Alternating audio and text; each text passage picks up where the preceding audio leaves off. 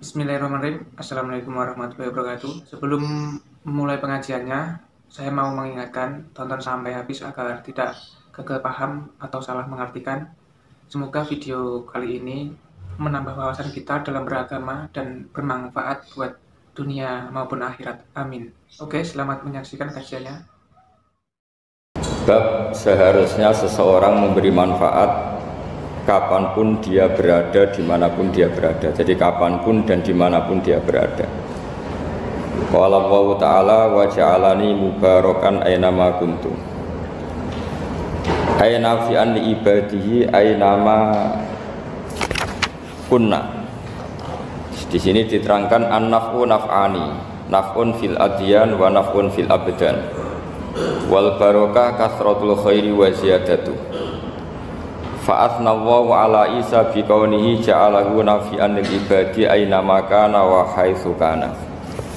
Jadi yang perlu saya terangkan, di antara sifat dasar orang-orang baik adalah di mana saja, kapan saja itu memberi manfaat.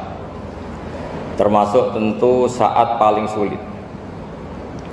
Jadi Nabi Isa menceritakan dirinya itu wa ja'alani mubarakan aynama kuntu, saya ditakdir Allah berada di mana saja memberi berkah, memberi kemanfaatan bagi orang lain. Ada beberapa cerita tentang Nabi Isa. Jadi perlu diketahui ada 3 nabi yang seperiode. Satu Ibrahim dan Nabi Lut. Ibrahim itu sama Nabi Lut itu pernah paman. Kedua Nabi Musa dan Harun. Sebetulnya yang jadi nabi itu Nabi Musa, tapi Nabi Musa karena alsak, lisannya tidak jelas, minta Nabi Harun, ya tentu minta kepada Allah supaya Nabi Harun jadikan nabi. Terus ketiga Nabi Isa dan Yahya. Yahya bin Zakaria, terus Isa ini pernah keponakan Zakaria. Kira-kira kalau di Jawa ya misanan antara Yahya dan Jawa Isa. Jadi ada 3 nabi yang seperiode. Tapi yang paling berkompeten, yang sederajat kira-kira seperti itu hanya Isa dan Yahya. Karena Nabi Lut dan Nabi Ibrahim itu beda level. Karena Lut ini pernah keponakan, jadi hubungannya kira-kira yang murid dan guru. Terus Musa dan Harun itu juga nggak level, karena Nabi Harun ini jadinya nabi itu atas permohonan Nabi Musa, sehingga meskipun Harun itu kakaknya tapi nggak berani bantah. Jadi Nabi Musa itu dalam cerita beliau itu alsak. Alsak itu lesannya agak kedal, tapi ini alsak yang barokah. Jadi dulu ceritanya Musa kecil, karena dia seorang nabi, beliau seorang nabi. Itu kalau melihat Fir'aun itu mantelnya bukan main, padahal kecilnya dirawat Fir'aun.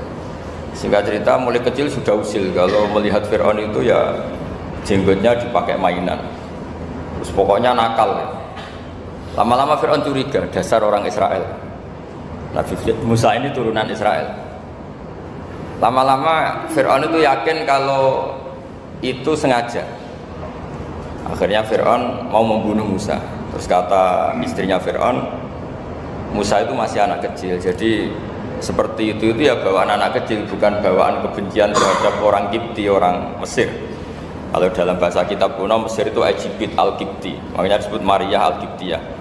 Kalau orang sekarang bilang Egypt itu bahasa kunonya Mesir itu al-Kiptiyah. Nah, memang secara bahasa Arab Mesir itu gak mungkin, bahasa Arabnya Mesir itu gak mungkin, karena Misro itu maknanya kota. Jadi kalau kamu bilang kamu kemana, ke Misro, ke kota, lah ya kota mana, ya kota Mesir, itu bisa debat kusir. Jadi ya kayak kita lah, kita sekolah di mana? Di madrasah. Madrasah terjemahnya apa? Sekolah. Nah, kemudian oleh istrinya Fir'aun ya gini saja, buktikan kalau Musa itu masih anak kecil. Masyhur itu dalam cerita, dikasih bara api sama apel. Sebenarnya Musa kecil ini sudah pinter mau milih apel. Sama malaikat Jibril diarahkan tangannya itu ngambil apa?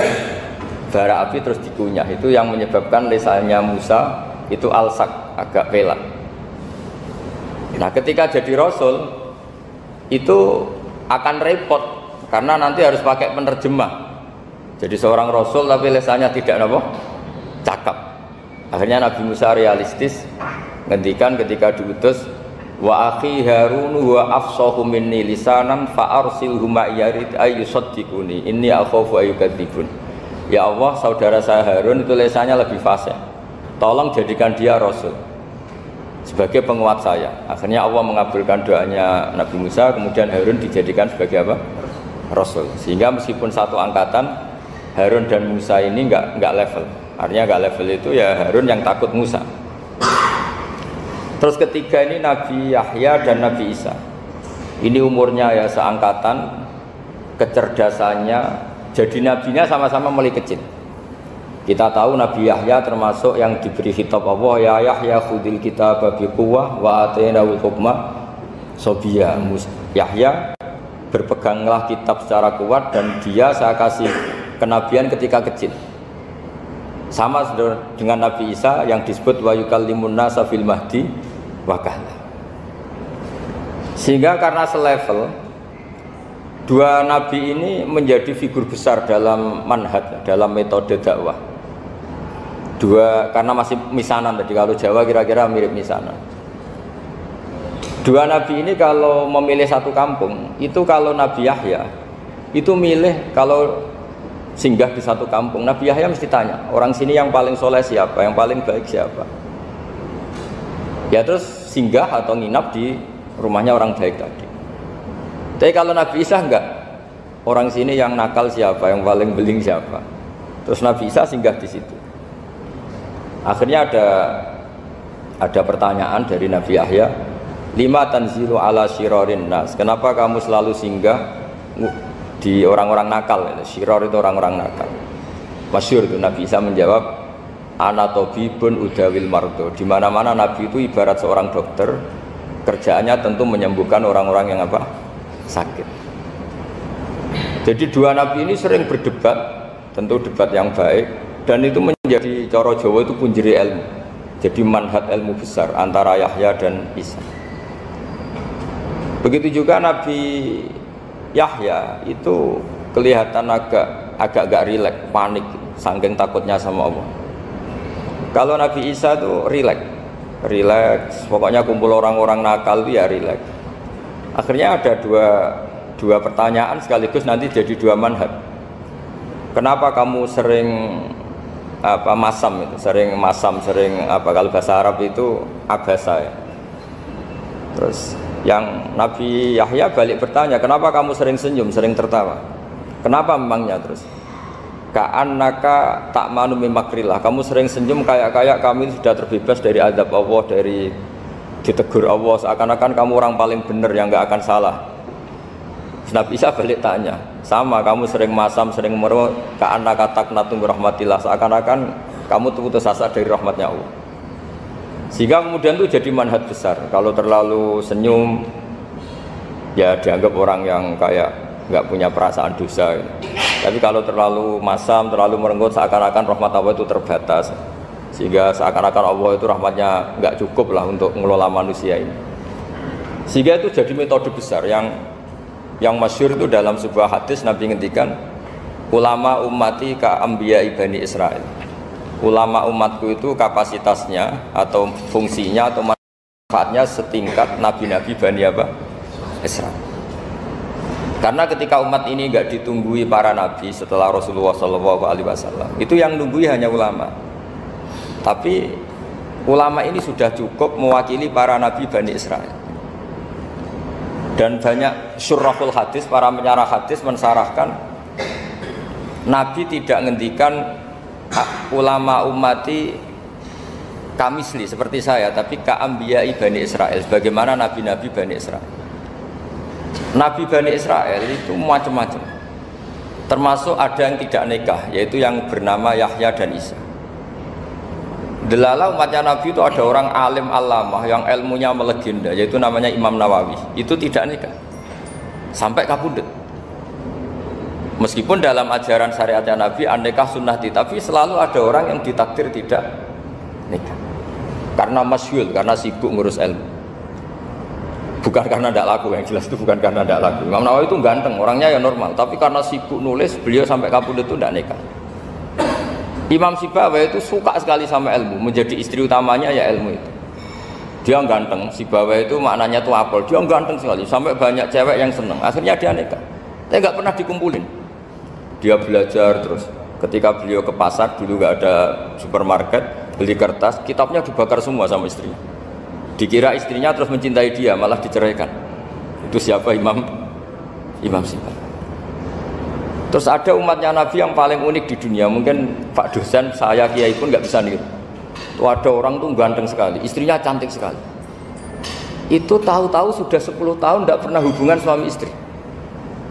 Karena ketika si suami itu tahu istrinya cantik, itu langsung sholat sujud syukur, sholat terus, saking senengnya punya istri cantik. Yang istrinya cantik juga solihah, tahu suaminya ganteng ya terus sholat terus syukur. Itu sampai berhari sampai bertahun-tahun. Terus ketika ketemu cocokan, dek kita sudah nikah berapa? Terus dilihat kayaknya sudah 10 tahun tapi tidak pernah hubungan. Oh itu nggak kebayang itu. Ganteng sama cantik, kalau jelek sama jelek itu mungkin. Yang satu bilang naudzubillah, satu itu kan nunggu rafa saja. Ini nggak ganteng sama cantik. Nah kenapa kualitas ulamanya Rasulullah itu bisa seperti Nabi Bani Israel? Karena agama ini, umat ini sudah ada ditunggui para nabi. Sehingga mau tidak mau kualitas ulama, alhamdulillah barokahnya Nabi itu berkualitas kayak nabinya Bani Israel. Nah ini penting sekali saya utarakan supaya dicek saja. Kalau kita nggak percaya, dicek saja dalam hadis-hadis sahih. Misalnya begini, ketika Nabi memenangkan perang Badar, itu ada Asra Badrin, tawanan-tawanan perang Badar. Nabi suka musyawarah, suka rembukan. Ya Abu Bakrin, menurut kamu tawanan ini diapakan? Kata Abu Bakar, hum asyiratuka, mereka itu keluarga engkau, orang-orang Quraisy. Ya dibebaskan saja, pakai tebusan. Nanti uang itu kita kelola supaya jadi penguat Islam, dan orang-orang ini merasa utang jasa karena harusnya dibunuh tapi kita bebaskan. Terus tanya, bagaimana kamu ya Umar, menurut kamu? Kata Umar, ini kan orang-orang yang dulu ingin bunuh kamu, yang ingin menghabisi jenengan, ingin dan sudah ngusir jenengan. Ya setelah ketangkap ya dibunuh, kok repot. Apa kata Rasulullah? Rasulullah spontan ngendikan, inna masalaka ya Abu Bakrin kamasali Ibrahim, kamu ibarat kayak Nabi Ibrahim. Izqala faman tabi'ani fa innahu minni wa man asani fa innakal ghafurur rahim. Jadi Nabi Ibrahim itu unik, melihat umat itu sesyafakoh itu. Syafakoh itu banget sayangnya. Nabi Ibrahim cara berpikir, faman tabi'ani fa innahu minni, orang yang ikut saya ya Allah pasti golongan saya, tentu layak masuk surga. Wa man asani, orang yang mendurhakai saya, fa innaka ghafurur rahim, engkau maha pengampun. Bukan yang mendurhakai langsung masuk neraka, enggak, engkau maha pengampun. Wa masaluka ya Umar kamasalin Nuh, isqala rabbil la tadzar ala ardi minal kafirina dajjara. Umar, kamu mirip Nabi Nuh, inginnya semua orang kafir dihabisin. Ya masyhur kan Nabi Nuh itu nggak ingin ada orang kafir sampai ada banjir tufan. Nah kalau sampean tanya bedanya apa dengan garis keras sekarang? Bedanya ya beda sekali. Kalau Nabi Nuh benci sama orang kafir itu diserahkan yang punya, sehingga yang punya yaitu Allah yang menghukum dengan banjir bandang. Tapi kalau kita kan kadang kita bertindak sendiri, jadi potensi disalahkan. Yang jelas dalam hadis-hadis sahih, Nabi Nuh itu tidak bisa mensyafaati karena itu. Ketika diminta ini hadis sahih, bukan ada di Bukhari, ada di Muslim. Karena biasanya kalau di kota itu ditanya ini sahih enggak. Untungnya yang tanya kadang enggak paham, ini alhamdulillahnya jadi wah repot. Nabi Nuh itu diantara sebabnya enggak bisa mensyafaati adalah pernah corong Jawa maksudno kaume. Kalau dalam bahasa Arab itu da'a li Zaidin berarti mendoakan positif, kalau da'a la Zaidin mendoakan negatif. Kalau orang Jawa itu ada doa, ada pasot. Nabi Nuh adalah orang yang pernah maksudkan kaumnya. Nah, saya cerita sedikit tentang Nabi Nuh dan Nabi Ibrahim. Nabi Ibrahim dianggap tadi cerminannya Abu Bakar, dianggap niru Ibrahim, cerminannya Umar, dianggap niru Nabi siapa? Nabi Nuh. Lalu kalau sampean tanya, bedanya gimana? Begini logikanya. Andai kan kita mengkaji secara akademik begini. Ada ulama besar namanya Abdul Hasan Asyadzili, itu masyhur di Indonesia menjadi Thariqah Syadziliyah. Terus ada seorang muridnya minta gini, ya Abdul Hasan Asyadzili, tolong saya dikasih ijazah supaya saya tidak pernah maksiat di bumi ini. Karena saya takut sama Allah, kalau saya maksiat itu merasa tidak nyaman dengan Allah. Abul Hasan Asyadzili ini malah marah besar. Atuhibbu alla tadhhara maghfiratu. Kalau kamu tidak pernah maksiat, berarti kamu suka maghfirahnya Allah Ta'ala itu tidak kelihatan, karena nggak ada yang maksiat. Tapi bukan dukung kamu yang tidak ada, ini cerita ilmiah. Tapi kalau Said Abdul Al-Haddad itu kebalikannya. Ada orang fasik gitu hidup berkeliaran, mengganggu masyarakat, ganggu ketertiban agama. Ada kiai atau siapa gitu mendoakan supaya tobat atau dikasih panjang umur supaya nanti bisa tobat. Itu beliau Said Abdul Al-Haddad marah besar. Man da'a li fasikin bil baqa faqad ahabba ayyusawahu fi ardi. Orang yang mendoakan orang fasik hidup berarti dia suka Allah dimaksiati di buminya. Jadi akhirnya jadi kutub besar, yang satu Sadziliyah, yang satu Haddadiyah. Kenapa ya? Karena tadi yang satu cerminan Nabi Isa, yang satu cerminan Nabi Yahya. Sebagaimana sabda Rasulullah tadi, ulama ummati ka anbiya'i bani Israil. Juga masyhur dalam aplikasi pengajaran juga gitu. Masyhur sekali dalam kitab-kitab diceritakan kalau Said Abdul Al-Haddad kalau ada orang sowan itu, kamu ngaji sama siapa? Sama si A gitu. Pernah nangis gak pas ngajar? Gak pernah. Udah gak terus, gak usah diterusin ngaji orang seperti itu. Hatinya atas ya, wong orang iso nangis gitu. Tapi kalau Abul Hasan Asyadzili kebalikan, kamu ngaji sama siapa? Sama si A gitu. Pernah tertawa enggak kalau ngaji? Enggak pernah. Udah, enggak usah ngaji sama orang itu. Orang enggak bisa syukur gitu. Jadi itu manhaj besar. Nah akhirnya orang-orang kayak kita ini nggak jelas semua, nangis ya bisa, syukur, guyu ya bisa. Cuma celakanya kalau kita nangis karena tidak punya uang, kalau guyu karena punya uang, itu masalahnya. Tapi kalau wali-wali dulu enggak, kalau senyum ya karena saking yakin rahmatnya Allah itu wasiat rahmatu. Kalau nangis ya karena takut azabnya Allah. Kalau kita kan enggak, sangat-sangat materialistik. Ini yang membedakan kita. Sebenarnya nangis dan senyum itu satu keharusan. Karena Allah punya madharul jalal. Ketika Allah dengan sifat keagungannya, maka kita ini cara Jawa serako bersenyum. Tapi Allah itu kadang sebagai madharul jamal, adanya satu keasikan. Sehingga yang merengut itu yang salah. Makanya dalam ilmu tasawuf, kutub wali itu hanya dua, Allah dengan madharul jalal, dengan Allah yang madharul jamal. Contoh madharul jalal misalnya gini. Ketika Nabi Musa ingin melihat Allah, saking kangennya ingin melihat Allah. Robbi arini anggur ilaik, ya Allah saya beri hak untuk melihat engkau. Allah dengan jalalnya gini, Allah itu qadim, superior. Tentu gak layak tersentuh barang hadis itu makhluk. Sehingga ketika falam matajalla rabbuhu lil jabali ja'alahu dakka wa kharra Musa sa'iqa.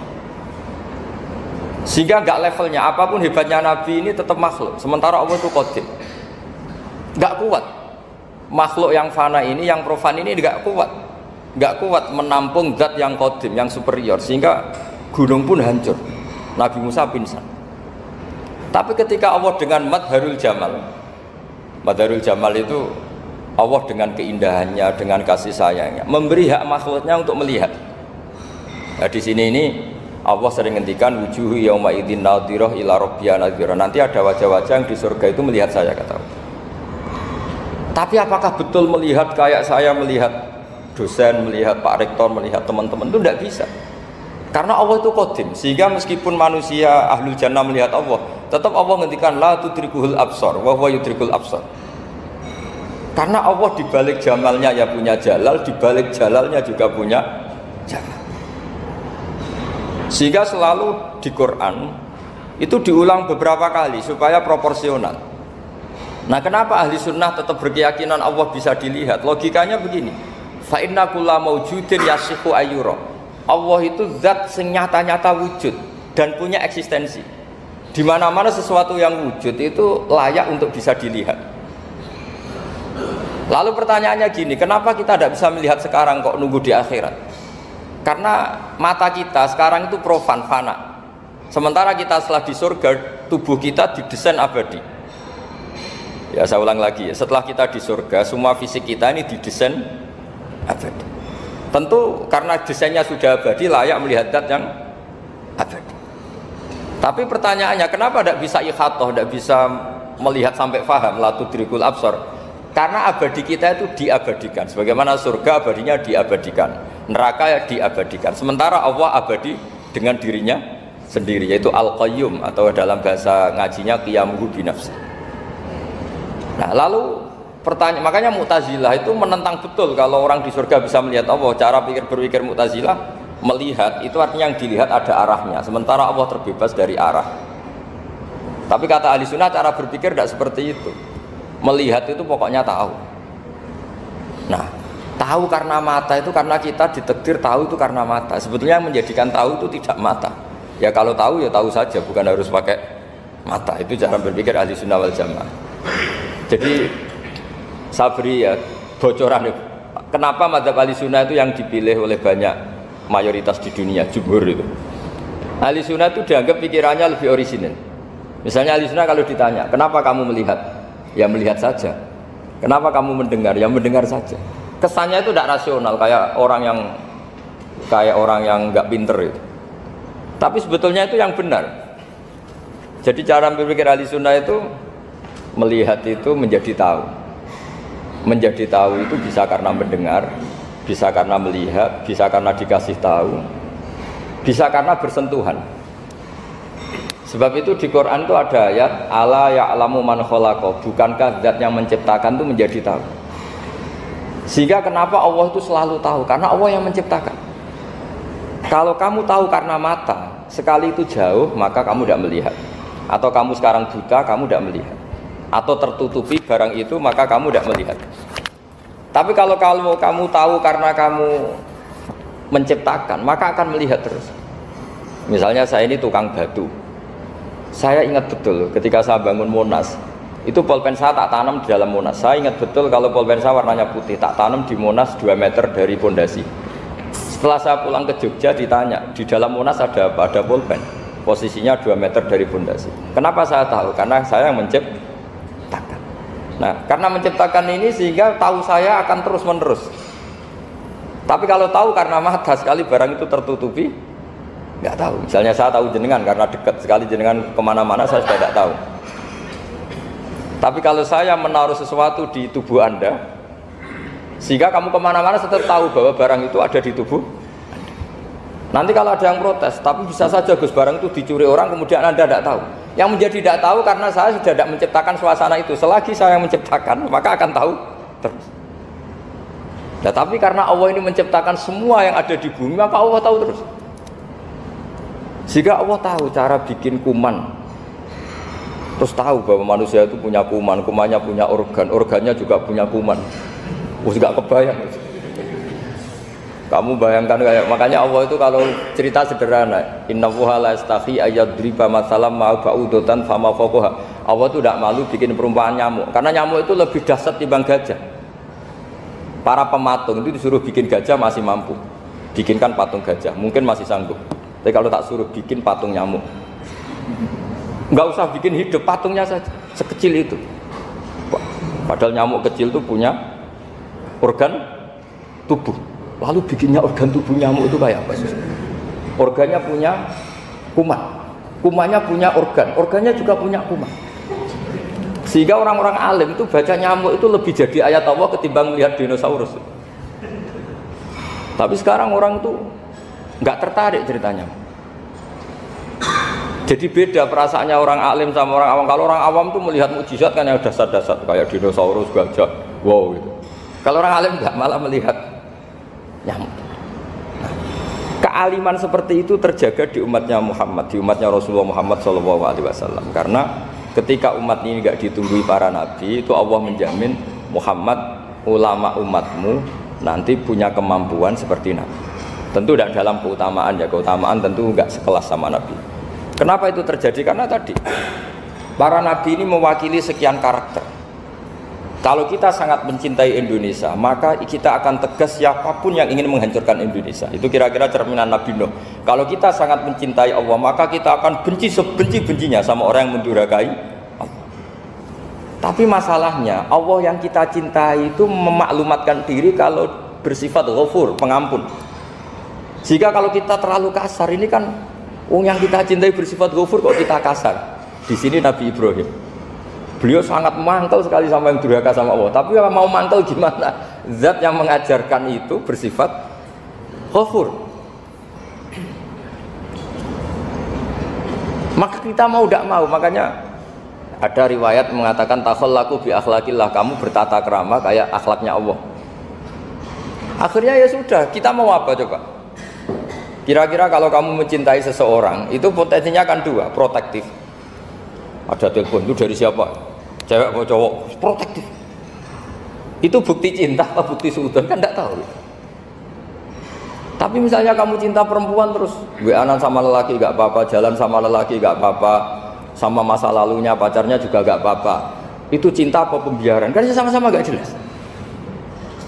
Nah kira-kira mencintai Allah itu kira-kira analoginya seperti itu. Kalau yang satu protektif, Allah harus zat satu-satunya yang disembah, nggak boleh didurhakai, nggak boleh dikhianati, sehingga ini sangat keras sekali. Nah, ini Nabi Nuh. Di sini ada Nabi Ibrahim, karena orang yang zat yang kita cintai bersifat ghafur. Jika kalau kita terlalu tegas beda dengan sifatnya Allah yang bersifat ghafur. Nah umatnya Nabi seperti itu mulai dulu. Ada yang moderat, ada yang keras, ada yang setengah keras, setengah moderat. Ada yang ngambil sikap, urip mangan turu, ngenteni mati. Nah, itu lebih baik itu timbang punya istihad tapi gak jelas, mendingan. Itu ada riwayatnya. Suatu saat ibadah akhir umatku terbaik adalah tidur. Maksudnya tidur itu gak ngambil sikap, masyhur itu. Saya beri riwayat yang ada di Bukhari Muslim. Satakunu fitanun al-qaid fiya khairun al-qaim wal qaim fiya khairun al-masi wal masi fiya khairun nasai. Nanti di akhir zaman itu banyak fitnah, kata Rasulullah. Yang duduk lebih baik ketimbang yang berdiri, yang berdiri lebih baik ketimbang yang jalan biasa lebih baik ketimbang yang jalan bergegas. Man tasyarrafa laha tastasrifu. Fitnah itu adalah siapa yang terlibat maka akan semakin parah. Sehingga semenjak itu ulama berpikir nanti di akhir zaman kalau ada fitnah itu sebaiknya orang ngambil sikap sepasif-pasifnya, secuek-cueknya. Jadi semua syurahul hadis sepakat makna hadis ini apa? Orang disuruh sikap secuek-cuek. Misalnya pilihan presiden, contoh kecil pilihan presiden. Mungkin para intelektual gak merasa, tapi kalau ulama itu cara berpikir beda. Pilihan presiden, kamu fanatik milih A, yang satu fanatik milih B. Ya presiden atau bupati atau gubernur. Terus yang satu bilang gini, wah kalau gak di presideni A, gak di bupati A, gak di gubernuri A, negara ini rusak. Mungkin betul dari segi jejak rekamnya A ini bagus. Tapi pertanyaannya secara tauhid, bagaimana Anda menggantungkan kesejahteraan sama makhluk? Kamu gak pernah terusik begitu kan para intelektual? Melukai. Bagaimana mungkin Anda menggantungkan kesejahteraan dengan seorang makhluk? Wah kalau di presiden A pasti Indonesia makmur, kalau bupati A pasti Sleman makmur, pasti Bantul makmur. Bagaimana mungkin makhluk yang sedang soleh kamu pastikan selalu soleh? Wong dia makhluk bisa berubah. Sementara yang B misalnya fasik, wah kalau dipimpin B pasti rusak negara. Bagaimana kamu pastikan B yang fasik selalu fasik? Dia saja dia husnul khotimah. Yang fasik pas mimpin jadi soleh, yang soleh pas mimpin jadi fasik. Akhirnya ulama karena tahu sifat dali di tangan Allah, sikapnya gak jelas. Saya ini termasuk orang yang terkenal gak jelas. Karena kalau ditanya, Gus sampai milih presiden mana, bakti mana? Sanut pangeran sing dadi aku loyal. Wah, anut pangeran yo kacau. Wah, luwih kacau menan anut pangeran kata saya. Ini kan sudah tidak sambung karena pikirannya ulama. Memang enggak beda, cara berpikir ulama itu beda. Bahkan bapak saya itu kalau didik saya itu begini. Kalau meseli saya atau ngirim saya dulu itu kan pakai mesel. Ini uang kamu 500.000 untuk kamu, mesti ditambahi 100.000 ini tuh buat jajan sama teman-teman. Mesti ada uang pokok, ada uang sodako. Dulu saya sering tanya, kenapa bapak sangat menghormati teman-teman saya? Kata bapak, kue mondok, aku raiso nyukupi, sing iso nyukupi ya konco-konco. Ternyata betul, rata-rata anak kuliah atau anak mondok, uang pribadinya kan 8 hari dari dikirim sudah habis. Berarti kan masih 22 hari kok bisa hidup, itu kan barokahnya teman-teman. Malah yang agak beling itu 1 hari sudah habis, berarti ada 29 yang bergantung sana sini. Sehingga Nabi dulu cara ngendikan itu unik. Kata Nabi, da'un nasa yarzuqu wahu ba'duhum ba'duh. Manusa barno wae, engko saling memberi rezeki. Ketika ada collab, Medina itu pernah collab, terus sekarang pernah defisit itu. Beberapa pakar ekonomi datang ke Rasulullah, ya Rasulullah, sa'ir, tolong dikasih harga standar. Tapi apa jawabannya Nabi? La tusairu fa inna Allaha huwal musair. Kamu jangan kasih harga, Allah sendiri yang menentukan harga itu. Terus kata Nabi, kenapa engkau begitu ya Rasulullah? Ini negara harus ditentukan harga karena gini-gini. Kata Nabi, saya tidak ingin ketemu Allah dalam keadaan dolim. Tapi ini tentu di teori ilmu modern ini masalah. Tapi menurut orang modern. Tapi kalau menurut ilmu hakikat itu nggak akan masalah. Misalnya, kenapa Nabi tidak menentukan harga dalam keadaan negara seperti itu? Jawabannya pakar-pakar hakikat. Ya saya ulang lagi, pakar-pakar hakikat begini, misalnya ada orang menimbun supaya nanti harganya mahal ya. Terus ditimbun terus sampai nunggu harganya mahal. Lama-lama dia sadar kalau timbunannya nggak ada gunanya karena ternyata orang nggak beli. Nah, ketika orang nggak punya kemampuan beli, yang menimbun juga tidak punya uang. Nah, tapi kalau sampean tanya, tapi Gus nak tuku barang pokok kan kita mati karena kehabisan stok. Itu masalah tauhid Anda. Bagaimana mungkin kamu membayangkan seorang makhluk tidak bisa hidup atau nggak dapat rezeki? Nabi itu orang yang sampai ke derajat hakikat, dari tidak pernah bayangkan gitu. Salah sampean jadi orang yang tauhidnya masalah. Sehingga terus bayangkan, wah kalau negara ini chaos, wah kita makan apa? Kalau negara nggak stabil, wah kita gimana? Itu tidak bisa seperti itu. Dulu ketika kita dijajah Belanda, itu kiai-kiai kita, Mbah Hasyim Asy'ari, Mbah Ahmad Dahlan, mondoknya di Mekah. Sampai alim alama, dua beliau, Mbah Hasyim sama Mbah Ahmad Dahlan itu ngajinya sama-sama Syekh Khotib Minangkabau. Cuma Mbah Hasyim lebih menekuni ke Syekh Mahfud Termas, yang satu menekuni Syekh Khotib Minangkabau. Jadi dua beliau itu ngaji di guru yang sama. Mbah saya, buyut saya itu ya sudah mondok Mekah. Itu zaman dijajah Belanda. Sekarang kita agak dijajah, nggak mondok di sana. Buyut saya itu zaman itu sudah haji. Buyut kelima saya itu dulu kalau ingin cari tempat yang teduh itu masuk ke gua. Itu masuk gua itu hanya kepalanya saja, kakinya masih di luar. Karena gua di Arab tidak seperti gua di sini. Kalau gua di sini kan orang bisa masuk semua. Kalau gua Arab kan hanya celah-celah batu-batu besar. Sehingga ketika Rasulullah hijrah ke Madinah, singgah di gua Sur, kata Abu Bakar gimana? Andai kan ada orang kafir di depan gua, kata Abu Bakar gimana? Andai kan mereka melihat kakinya pasti melihat kita, karena gua di sana itu satu tubuh tidak bisa masuk penuh. Kalau gua di sini kan ada yang mobil saja bisa masuk. Nah itu bahasa ya, kalau mau istirahat itu masuk gua, separuh badan di dalam gua, separuhnya masih di luar. Nah sekarang terus kita bilang, wah kalau kita negara tidak stabil kita haji kemana? Dulu zaman dijajah Belanda ya kita bisa haji. Soal kebahagiaan, nenek moyang pulau jenengan tuh anaknya banyak, dijajah Belanda, jajah Jepang ya nyatanya anaknya banyak-banyak. Itu kira-kira bahagia apa enggak? Nah, artinya gini ya, tentu kita tidak ingin dijajah itu tentu ya, tapi kita ini selalu latah. Wah kalau ekonomi jatuh kita makan apa? Kalau kita dijajah kita tidak perlu seperti itu. Rahmatnya Allah Ta'ala itu akan adrokatna. Rahmatnya Allah Ta'ala akan menemukan kita, apapun kondisi kita, apapun keadaan kita. Ini cara berpikir tauhid. Sehingga Nabi itu tidak pernah bayangkan umatku nak rata tunggoni piye, ditunggoni Allah. Sehingga masyhur dalam hadis-hadis sahih, la tazalu ta'ifatun min ummati dzahirina 'alal haq la yadurruhum man khadalahum wala man khalafahum wala man nawa'ahum. Selalu di umatku ada kelompok-kelompok yang selalu membela kebenaran dan tidak akan terkalahkan oleh kesesatan di akhir zaman. Kenapa? Cara berpikir orang tauhid itu sederhana begini. Allah menamakan dirinya Al-Hadi, penunjuk jalan. Dan sifat Allah pasti nafidah karena Allah tidak terkalahkan. Sama seperti Allah menyifati dirinya Ar-Razzaq, Ar-Razik yang memberi rizki. Maka orang segoblok apapun, selumpuh apapun, selemah apapun tetap dapat rizki. Sama, Allah mensifati dirinya Al-Hadi, memberi petunjuk. Maka zaman serusak apapun orang tetap dapat petunjuk. Sehingga kita tidak perlu khawatir, wah nanti zaman kalau sudah rusak nasib Islam gimana? Ya coba sekarang nasib Islam gimana? Ya baik-baik saja. Dulu ditunggoni wali songo ya banyak orang Islam, sekarang nggak usah wali songo, ditunggui dosen-dosen yang ngajar aja nunggu digaji. Kiai pidato ya ada yang beri salam template. Itu kalau nuruti definisi ikhlas itu tidak ada yang masuk.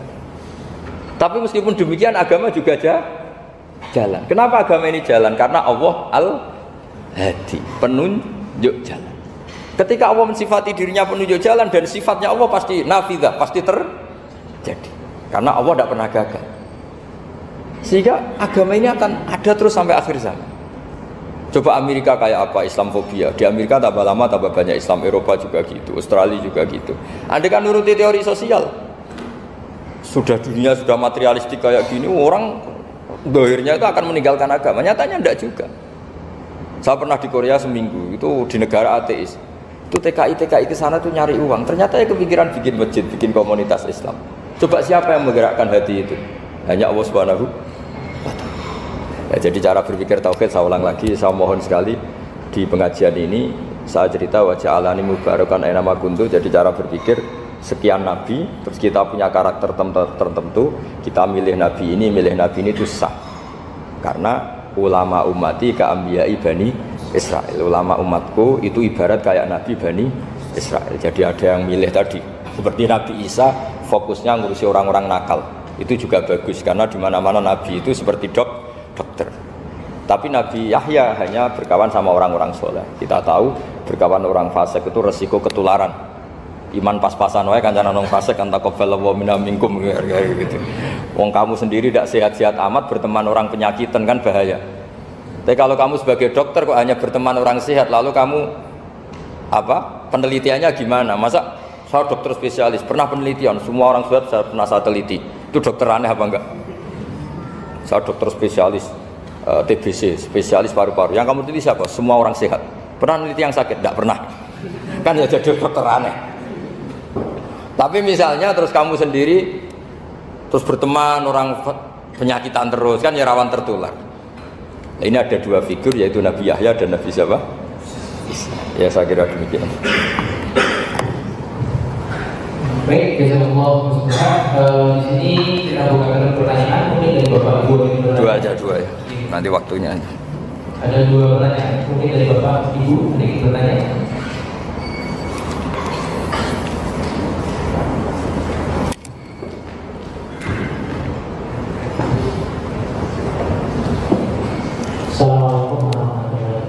Assalamualaikum warahmatullahi wabarakatuh. Saya akan bertanya sama kajian yang kemarin, Gus. Ya. Kemarin saya mengatakan bahwa kalau berdua itu sedikit-sedikit saja, yang pokok saja gitu. Gimana? Tapi ada ulama itu. Ulang lagi Kak, kemarin mengatakan bahwa kalau berdua nggak usah panjang-panjang, pendek aja. Tapi banyak ulama mengatakan bahwa kalau berdua itu yang banyak, karena berdua itu ibadah. Rukuni dan berlaku. Banyak ulama itu yang mengatakan doa rukun ibadah, doa itu intinya dari ibadah. Itu gimana? Oh ya. Dan ini gak apa-apa di sini aja. Jadi jelas ya ada ayatnya ud'u rabbakum tadarru'aw wa khufyah. Terusannya apa? Innahu la yuhibbul mu'tadin. Kalau kamu berdoa itu yang tadarru' itu ya yang sangat sopan, wa khufyah secara diam-diam atau secara enggak berlebihan. Terusannya ayat innahu la yuhibbul mu'tadin. Allah itu tidak suka orang yang melewati batas. Itu termasuk melewati batas dalam doa karena ada unsur mendikte Allah. Saya memberi contoh tadi. Misalnya kita sebagai cowok berdoa, ya Allah saya ingin punya istri cantik, sholihah, nasabnya baik, gak pernah cerewet, gak pernah apa. Itu kan nanti nyarinya juga susah. Nanti kalau Allah menjabatkan itu adanya di surga, ning donya ora payu rabi kira-kira. Ya itu sudah berlebihan itu. Terus kalau ada ulama mengatakan doa itu mukhul ibadah. Itu maksudnya gini. Doa itu bukti kita minta itu bukti kita lemah. Nah merasa lemah itu sudah bagian dari ibadah. Makanya masyhur itu syairnya Abdul Al-Haddad itu. Fadu'ai wabdihali dalilun li fiftikori itu. Jadi saya berdoa itu hanya sebagai bukti saya butuh Allah. Saya sendiri tidak punya kepentingan mustajab apa enggak. Jadi wali-wali yang mengatakan doa itu mukhul ibadah sebetulnya itu malah wali-wali yang dari awal enggak kelintas disembadani apa enggak. Butuhnya dia itu menunjukkan bahwa saya ini lemah. Buktinya posisinya minta. Itu yang dimaksud mukhul ibadah. Tapi kalau kita berdoa terus posisi kita protes. Katanya kamu baik ya Allah, engkau baik. Ternyata enggak juga. Buktinya semua doa saya enggak kamu kabulkan. Wah, ini malah doa kriminal jadinya. Jadi yang dimaksud mukhul ibadah itu doa itu bukti minta. Minta itu bukti lemah. Makanya ada syairnya Abdul Haddad masyhur fa du'a ibtihali dalilun li fif tiqah. Jadi saya minta engkau ya Allah itu bukti saya butuh. Jadi itu bukan dua hal yang harus dipertentangkan gitu. Jadi kalau doa dikatakan apa? Ibadah karena di doa itu minta. Lah minta itu bukti merasa kita lemah. Berarti kita sa'il Allah mas'ul. Kita minta Allah yang kita mintain. Kita menengadah Allah yang berposisi memberi. Itu saja sudah cukup sebagai ibadah. Meskipun doa kita tidak mustajab. Karena memang tadi seperti itu. Kalau di ilmu-ilmu tasawuf itu apa ya? Doa itu memang benar-benar sudah mukhul ibadah karena tadi perasaan merasa butuh sama Allah itu. Nah, merasa butuh itu, nah kalau kita berdoa merasa butuh sama yang kita minta, itu dalam ilmu tasawuf sudah kriminal, berarti kamu lebih butuh makhluknya. Misalnya begini ya, saya ingin punya rumah bagus, terus setelah punya rumah kredit saya utangnya banyak. Sebetulnya saya itu tidak pernah ingat Allah. Gara-gara utang banyak, kredit jatuh tempo, terus melibatkan Allah. Ya Allah, saya ini utang banyak ini, terus tolong dibayar. Sebetulnya saya itu ingat utang, cuma Allah tak libatkan kan gitu. Lah itu tidak akan jadi wali, yang jenis ini tidak akan jadi wali. Saya ingin jadi dosen, melibatkan siapa ya nanya? Melibatkan Allah, terus malam-malam bangun melibatkan Allah. Itu artinya apa? Kamu itu lebih ingin yang kamu minta ketimbang ingin Allah.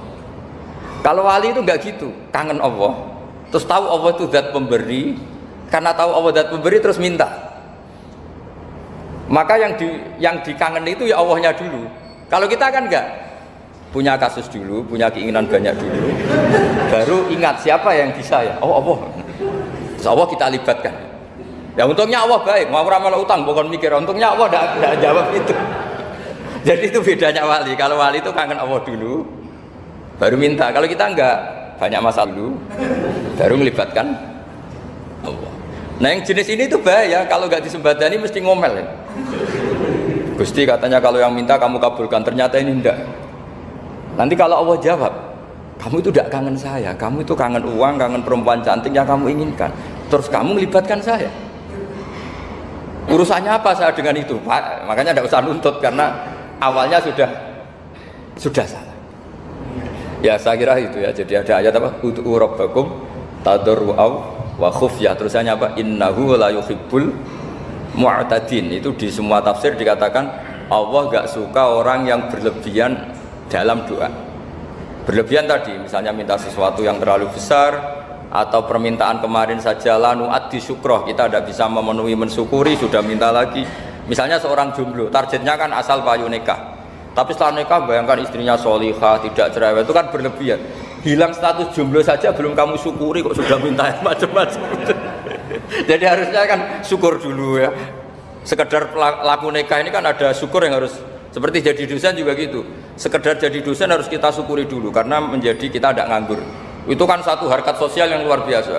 Jangan tahu-tahu sudah hari kedua cari intensif, cari ini itu, syukurnya aja belum sudah kemana-mana. Lah itu sudah mu'tadin, sudah melebihi apa? Batas. Ya saya kira demikian. Satu. Ya, satu. Iya, ya.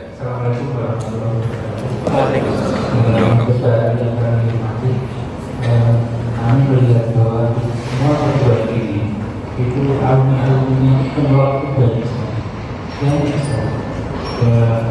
Namun apa yang terjadi? Mereka sebenarnya itu sudah bekerja. Nah, karena saya karakter saya seorang guru, saya sadar beberapa tahun kemarin, maka saya menemukan sebuah pendidikan yang saya anggap itu revolusi pendidikan, yaitu pengetahuan itu adalah itu alumninya kalau nggak menjadi kiai, dia menjadi pengusaha. Rata-rata itu, padahal itu setingkat kesampaian. Nah, jangan-jangan di pendidikan kita ada satu kesalahan dalam kurikulum. Bisa jadi yang tadinya skripsi berarti sudah nasional atau membuat buku bersama apa Ini cara pandang Gus Dur bagaimana? Apakah pendidikan kita bagaimana? Karena terus terang kita melahirkan beberapa anak umroh itu masih dia harapannya kerja. Beda dengan kiai Jawa dengan kiai yang lain, dia pasti multi passion. Jadi dia juga kiai, dia juga bekerja. Nah, apakah ada apa itu yang kita lakukan? Terima kasih. Assalamualaikum warahmatullahi wabarakatuh. Bisa ngulang? Ini ke dikotomi. Jadi begini ya, masalah pendidikan ya. Kalau saya jawab pakai ilmu hakikat saja, karena ini keahlian saya. Sebetulnya begini ya, kalau misalnya itu ya subjektif juga. Misalnya bilang rata-rata alumni pondok ini sukses, alumni kampus ini sukses, yang ini tidak sukses, itu satu pasti subjektif ya. Karena biasanya yang diterkenalkan yang sukses-sukses. Saya punya tetangga dari pondok yang Anda sebut itu kebetulan tidak sukses semua. Itu jantung saya sampai ngeluh, Gus. Saya ini gimana kok? Ya sudah seperti itu kan subjektif ya. Tapi menyangkut pendidikan itu begini ya, menyangkut hasil dari pendidikan itu. Andai kan kita bicara ilmu hakikat, misalnya kita mondok itu ya. Mondok kemudian jadi orang miskin, jadi orang yang menurut orang banyak tidak berguna di masyarakat. Ternyata kita ini orang yang kelihatan tidak punya karir, tapi kalau malam sujud sama Allah. Punya anak niat memperbanyak orang sujud, terus punya ibu yang sakit-sakitan kita rawat. Meskipun kita tidak jadi dosen, tidak jadi menteri, tapi indah Allah itu luar biasa karena berstatus ngerawat ibu, ngerawat anak, ngerawat istri. Nah Islam itu datang dengan jargon-jargon seperti itu. Sehingga Nabi kalau muji itu ada Uwais Al-Qarni, ini orang yang luar biasa. Ternyata dia itu punya ibu lumpuh yang kalau kemana-mana harus digendong. Ketika tetangga-tetangganya berhasil sowan Rasulullah itu Uwais Al-Qarni tidak bisa karena setiap ibunya dipamitin mau sowan ke Rasulullah itu sama ibunya nggak boleh. Tapi apa yang terjadi? Justru dipuji-puji Nabi sebaik-baiknya kurun itu waktu adalah kurun yang ada Uwais Al-Qarni.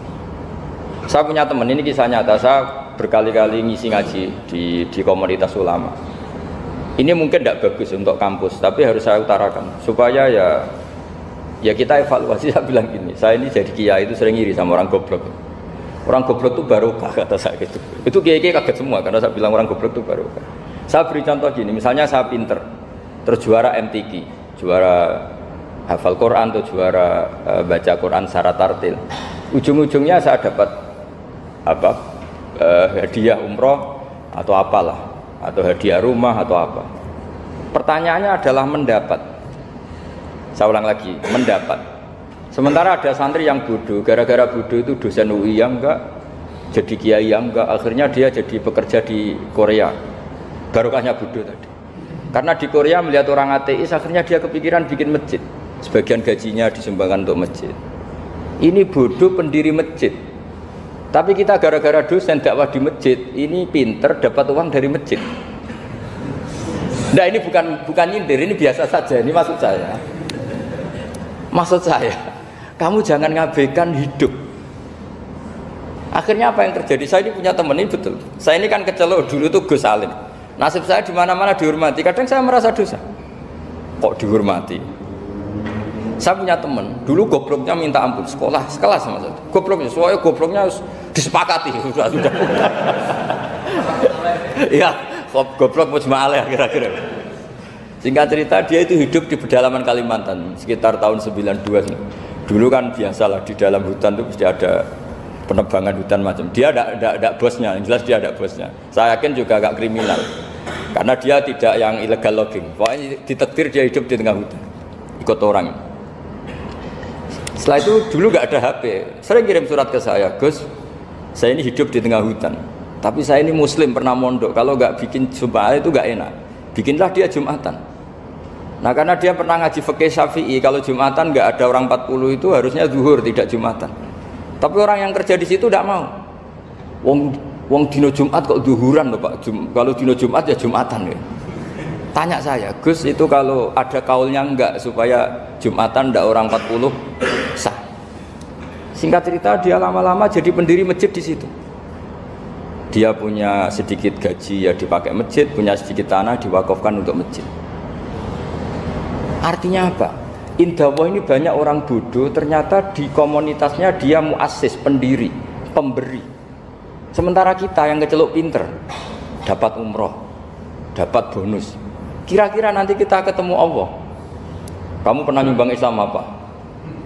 Yang bodoh jawab, oh nate Gusti bikin masjid di pedalaman. Kita yang pinter, kayaknya kalau memberi enggak lah Gusti, reputasinya mendapat.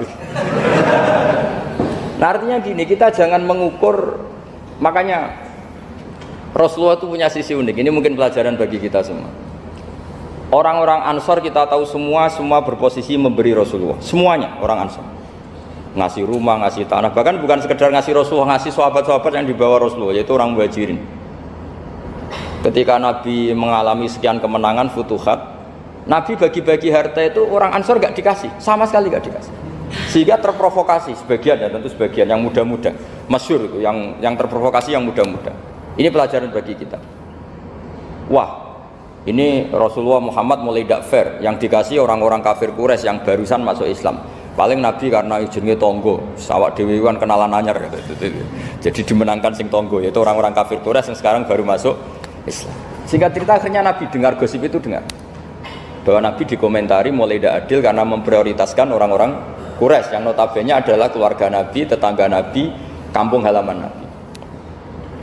Akhirnya Nabi bilang, coba semua orang Ansar kumpulkan di satu kubah, satu khimah besar di Jirona pas itu. Dikumpulkan, terus orang Ansar ditanya, dengar-dengar makolatun balagona angkum, ada satu makalah dari kamu, apa betul itu kamu yang mengatakan?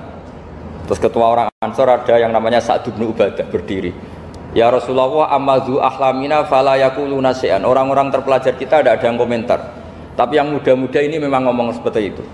Bahwa jenengan sekarang mulai lebih tertarik ngurusi orang-orang Quraisy daripada kita. Terus itu di Jirona. Jirona itu ya kira-kira berapa kilo ya? 40 kilo atau 30 kilo dari Mekah. Zaman itu Nabi posisi di Jirona. Jawabannya Nabi itu unik. Oh iya, kata Nabi. Apa yang dikatakan Nabi? Saya ini Rasulullah, nanti kamu pulang bersama saya. Tapi orang-orang ini, orang-orang Bedui ini, setelah saya kasih kambing, saya kasih unta, mereka pulang. Ama tardona ayarji'anna subisyati wal ba'ir wa tarji'una antum bi Rasulillah. Kamu ini nanti mendapat saya ini nanti ikut pulang kamu ke Madinah. Berarti kamu mendapat saya, afdalul khalqi, orang terbaik di dunia. Mendapat sayyidun nabiyyin. Tapi orang-orang yang setelah saya kasih uang itu pulang. Artinya gini, kamu berorientasi mendapat saya apa mendapat uang? Nangis semua orang Ansor, enggak Gusti ya sudah mendapat jenengan saja duit gak nolak. Ternyata Nabi itu mentertawakan sama nyuwun sewu Arabul Arab, orang-orang Bedui Arab. Ya Rasulullah, ini baru Islam, tolong diservis dong, namanya mu'allaf. Saya baru Islam, tolong diservis toh. Ya Rasulullah, ya sudah kamu ngambil unta ini diambil pulang. Yang satu minta kambing diambil pulang. Terus kata Nabi, kowe seneng duwe kelakuan ngono, ketemu Nabi ra tertarik ngaji. Bar tok duit mulai bar tok duit. Sementara kamu mendapat saya. Intinya Rasulullah ingin mengajarkan ke orang-orang Ansor, kamu dulu tuh heroik. Posisinya memberi untuk Islam, maka heroik kamu tidak akan saya batalkan. Dari mental memberi kemudian ingin mental mendapat. Itu hebatnya Rasulullah. Jadi kalau dalam tradisi sahabat, misalnya saya sering ditolong orang gitu. Kok setelah saya jadi kiai besar atau jadi wapres kira-kira gitu kayak Pak Maruf Amin, itu malah sebaiknya tidak usah balas yang berjasa kalau ini calon wali. Karena nggak boleh kebaikan itu dibatalkan dengan mendapat. Ini cara teori politik masalah ya. Tapi kalau teori wali keharusan, masa ngamal kok dibatalkan? Nah kan ini ngaji, kalau ngaji itu ya daftarnya jadi wali, jangan jadi politikus kan gitu. Jadi ibarat kita, coba sekarang banyak kampung itu geger kan gara-gara itu. Wakifnya masjid itu ikhlas tanah untuk masjid. Lu anak cucunya kok terus ambisi jadi imam, jadi pengurus takmir, padahal tidak layak. Mereka mungkin tidak alim, tidak soleh. Ini kan terus gak fair, wakifnya ikhlas, siapa aja ngelola boleh asal kompeten, anak cucunya tidak ikhlas. Nabi itu nggak mau. Jika masyhur itu, Orang Ansor itu ketika Nabi menawarkan, kita sekarang sudah futuhat, apa harta yang kamu kasihkan Muhajirin tak kembalikan, sekarang negara mampu. Tidak ya Rasulullah, kita tidak akan mengambil sesuatu yang sudah kasihkan lillahi ta'ala. Orang Muhajirin juga sama, ketika di Ji'ronah di Mekah, ini Mekah sudah kita taklukkan. Tanah-tanah yang sekarang dikuasai orang kafir, yang dulu kamu tinggalkan lillah, sekarang bisa kamu ambil lagi, karena sekarang Mekah sudah dikuasai Islam. Kata orang Muhajirin apa? Kita tidak akan mengambil sesuatu yang sudah kita kasihkan lillah. Jadi kamarnya malu, yang kita lama sekali bermental memberi, kemudian kita sekarang ingin bermental mendapat. Artinya gini, kalau jenengan ngukur kegagalan itu orang-orang bodoh itu barokahnya luar biasa. Coba kalau semua orang pinter misalnya, kayak saya, kayak Pak Rektor misalnya, itu bingung masyarakat. Barokahnya orang bodoh di tengah-tengah pasar ada konsultan, barokahnya dokter-dokter yang bijinya tidak pati bagus, akhirnya di pedalaman ada dokter. Gara-gara prestasi pas-pasan di pedalaman. Coba kalau prestasinya kelas A semua, mungkin sudah hidup di Jerman semua. Indonesia bisa kurang stok penyuluh. Jadi pertanyaan jenengan tadi, ya tadi kalau saya disuruh jawab dengan ilmu hakikat, Allah merencanakan ini sudah luar biasa. Orang digawe pinter, setengah goblok. Ini semuanya kalau ilallah wa fillah itu semuanya barokah. Karena tadi nggak bisa bayangkan. Andai kan tidak ada santri sing rapati pinter, itu di pedalaman Kalimantan itu tidak ada yang jadi dai. Oh kalau pinter nggak mau, pasti nggak mau. Barokahnya goblok tadi. Sampai saya ini tahadus bin nikmat. Sampai mereka bilang gini, sekarang kan ada telepon, sering telepon saya, Gus, jenengan jangan mati dulu. Karena kalau jenengan mati kita jadi kiai juga selesai. Karena mereka tuh nggak pinter tapi jadi kiai di Papua, di pedalaman mana-mana. Itu kalau ditanya halal haram itu tidak bisa. Mau ngerti nak sholat itu madem mulon itu aja. Jadi setiap ada pertanyaan hukum mesti telepon saya. Kadang tamunya nunggu, Gus jawab saiki mati ora apa jawab. Karena tamunya nunggu.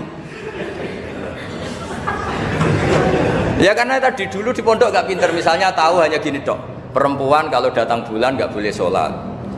Dia gak tahu detail-detailnya, misalnya ada perempuan yang mustahadah, berhari-hari selalu keluar darah berbulan-bulan. Nah ngajinya belum sampai sana, kalau kita kan sampai sana. Oh gini, kalau adatnya perempuan tadi hanya 6 hari haid, maka yang 7 berikutnya namanya mustahadah, sudah mulai sholat, mulai puasa normal, karena ini penyakit, bukan kategori haid.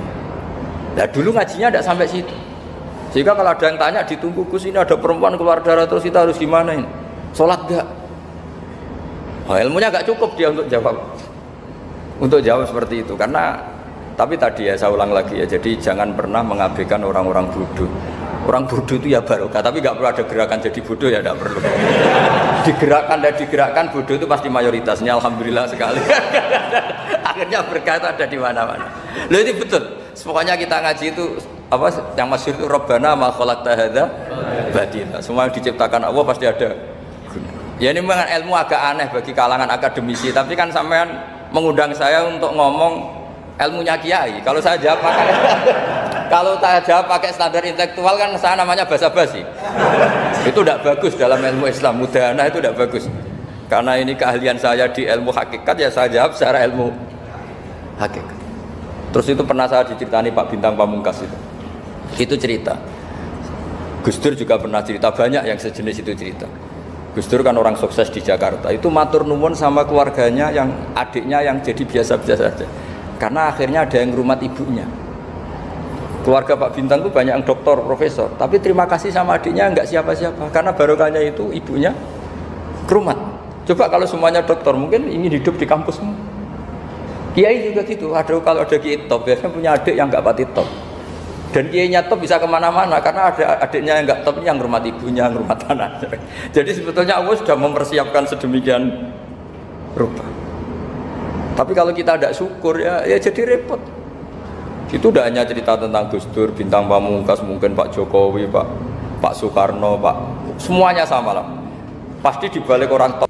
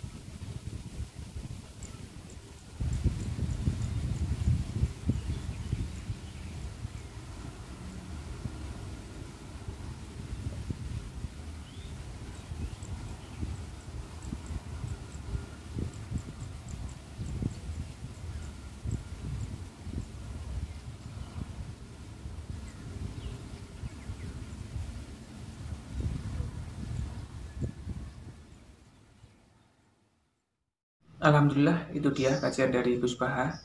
Semoga bermanfaat dan kita mendapatkan barokahnya, amin. Tunggu video dari kami bersama Gus Baha. Dan sekian, wassalamualaikum warahmatullahi wabarakatuh.